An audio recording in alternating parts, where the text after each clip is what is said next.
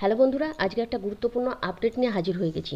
গতকাল আপনাদেরকে জানিয়ে দিয়েছিলাম যে পার্শ্ব শিক্ষকদের করা ইপিএফের যে মামলা, অর্থাৎ ইপিএফ ব্যাকলগ যে মামলা, সেটাই রাজ্য সরকার জিতেছে। পার্শ্ব শিক্ষকদের কিন্তু সেখানে হার হয়েছে। এরপর কলকাতা ডিভিশন বেঞ্চ থেকে পার্শ্ব শিক্ষকদের এখন একটি মাত্র উপায়, তাদের সুপ্রিম কোর্টে গিয়ে সেটাকে অ্যাপিল করতে হবে, সেই কোর্ট কেসটাকে নিয়ে। তারপরে যদি জয় আসে তাহলে কিন্তু ইপিএফ দিতে রাজ্য সরকার বিবেচনা করবে বা হয়তো ভাববে। সেটা নিয়ে সেই কেসটার আপডেট আপনাদেরকে দিয়ে দিয়েছি। আপনারা এখনও পর্যন্ত যারা দেখেননি, অবশ্যই ভিডিওটা আগের ভিডিও থেকে সবিস্তারে দেখে নেবেন। আজকে পার্শ্ব শিক্ষকদের আরেকটি মামলা, খুব গুরুত্বপূর্ণ মামলা, সেই মামলাতেও কিন্তু পার্শ্ব শিক্ষকদের হার হয়েছে। সবিস্তারে জানতে হলে আপনারা ভিডিওটা শেষ পর্যন্ত দেখুন।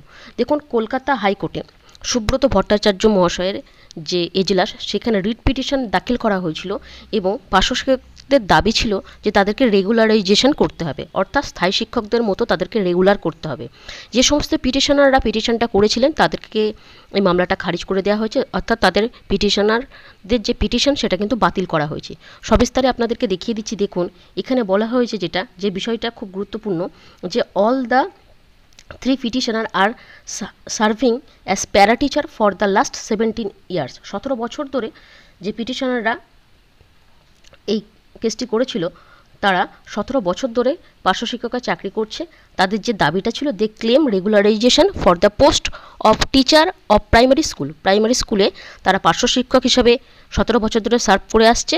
তাদের যে বিষয় সেটা হচ্ছে তাদের যেন রেগুলারাইজেশন করা হয়। শুধুমাত্র পিটিশনারদের পক্ষে রায়টা যেত না, গেলে সমস্ত পার্শ্ব শিক্ষকদের জন্যই যেত। এসএসকে এমএসকে থেকে শুরু করে প্রত্যেকের জন্যই কিন্তু এই সুফলটা সুদূর প্রসারী হতো। কিন্তু এখান থেকে পিটিশনটা খারিজ করে দেওয়া হয়েছে। তারা যে পিটিশনাররা তারা কিন্তু যে জাজমেন্টটা দেওয়া হয়েছিল উমাদেবী ভার্সেস আদার্স এবং কর্ণাটকের, সেখানে কিন্তু ওয়ান টাইম একটা মেজার করা হয়েছিল, অ্যাপয়েন্টমেন্ট দেওয়া ছিল পিটিশনারদের, তাদের কিন্তু রেগুলারাইজ করা হয়েছিল। সেই কেসটার পরিপ্রেক্ষিতে তারাও কিন্তু এখানে কলকাতা হাইকোর্টে পিটিশন করেছিল যাতে তাদেরকেও রেগুলারাইজেশন করা হয়। কিন্তু কলকাতা হাইকোর্ট থেকে পিটিশনারদের এই দাবিটাকে খারিজ করে দেওয়া হয়েছে। যেহেতু প্যারাটিচারদের আর স্থায়ী শিক্ষকদের মধ্যে বিভিন্ন ডিসক্রিমিনেশন ডিফারেন্স রয়েছে, সেইগুলো এখানে তুলে ধরা হয়েছিল পর্ষদ থেকে। তারপর কিন্তু কলকাতা হাইকোর্ট থেকে বিষয়টাকে বাতিল করা হয়েছে। সেটা আপনাদেরকে দেখিয়ে দিয়েছি কোন কোন পয়েন্টগুলো পর্ষদ থেকে দেওয়া হয়েছিল। দেখুন, এটা যেটা বলা হয়েছে, no scheme has been framed by the state government for regularization of para teachers as teacher of primary school। Primary স্কুলের প্যারা টিচারদের রেগুলারাইজেশনের জন্য স্টেট গভর্নমেন্ট থেকে কোনো রকম স্কিম নেই। In fact there is no scope for formulation of a scheme or policy in this case. এটা গুরুত্বপূর্ণ একটা পয়েন্ট দেখানো হয়েছে। এছাড়াও এখানে যে বিষয়টা বলা হয়েছে, প্যারা teachers and teachers of primary school are completely two different set of employee. Service condition of para teacher are distinctly different from the primary school teachers. Their mode of appointment, selection, terminal benefits and absolutely separate. The two cannot be equated under any circumstance। এখানে যে বিষয়টা বলা হয়েছে যে para teacher এবং টিচারদের সম্পূর্ণ different set of employee, তাদের ইপিএফ থেকে শুরু করে তাদের টার্মিনাল বেনিফিট, সিলেকশন, অ্যাপয়েন্টমেন্ট সমস্তটাই আলাদা। তাই পার্শ্ব শিক্ষকদের কখনো স্থায়ী শিক্ষক হিসেবে বিবেচনা করা বা তাদেরকে স্থায়ীকরণ করা স্থায়ী শিক্ষকদের মতো করা যাবে না, রেগুলারাইজেশন করা যাবে না, এটা কিন্তু বলে দিয়েছে। তাহলে আপনারা বুঝতেই পারছেন যে সরকার থেকে যে বিষয়টা কোর্টে জানানো হয়েছে এবং সেখানে কোনো রুলস আর টার্মস নেই গভর্নমেন্টের, সেটা কলকাতা হাইকোর্টে বলা হয়েছে। শুধুমাত্র আপনারা জানেন রেগুলারকার জীবনে স্থায়ী শিক্ষকদের মতোই আপনাদেরকে কাজ করে যেতে হচ্ছে।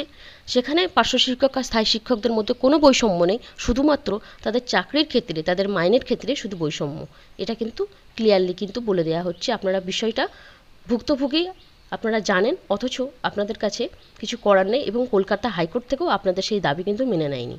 গতকালের একটি কেস, সেখানেও কিন্তু পার্শ্ব শিক্ষকদের পরাজয় হয়েছে, আর এখানেও। তাহলে বুঝতেই পারছেন লড়াইটা অনেক কঠিন। এর আগের ভিডিওতে জানিয়েছি আপনাদেরকে এখন কি করণীয়, সমস্ত বিষয় নিয়ে আপনাদেরকে বলে দিয়েছি। এই মুহূর্তে আপনাদের সংগঠন থেকে সমবেতভাবে দাবি এবং আর্জি জানানো ছাড়া কিছু উপায় নেই বলেই আমার মনে হচ্ছে। আপনাদেরকে কিন্তু জোরদার একটা আন্দোলন, আপনাদের জমায়েত সমস্তটাই প্রয়োজন। কলকাতা হাইকোর্টে পরপর দুটো কেস কিন্তু আপনাদের বিপক্ষে গেছে। এরপরে আপনাদেরকে আরও ডিভিশন বেঞ্চ থেকে শুরু করে সমস্ত জায়গাতে বা গতকালের কেসটার জন্য সুপ্রিম কোর্টে যেভাবে আপনাদেরকে মুভ করার দরকার সমবেতভাবে সেটা করতে হবে। আপনাদের সংখ্যাটা নেহাত কম নয়, অনেকটাই আপনাদের একত্রিত হওয়ার দরকার। আপনারা এখনও পর্যন্ত সবাই মিলে একত্রিত হননি। যদি একত্রিতভাবে আপনারা লড়াই করতে চান তাহলেই আপনাদের দাবিগুলো পূরণ হবে। পরবর্তী ভিডিওতে আরও আপডেট নিয়ে আসবো। আজকের মতো এইটুকু। ভিডিওটা দেখার জন্য ধন্যবাদ। এখনও পর্যন্ত যারা আমাদের চ্যানেলটাকে সাবস্ক্রাইব করেননি, গুরুত্বপূর্ণ ইনফরমেশনগুলো পাওয়ার জন্য আমাদের চ্যানেলের সাথে যুক্ত হয়ে যান।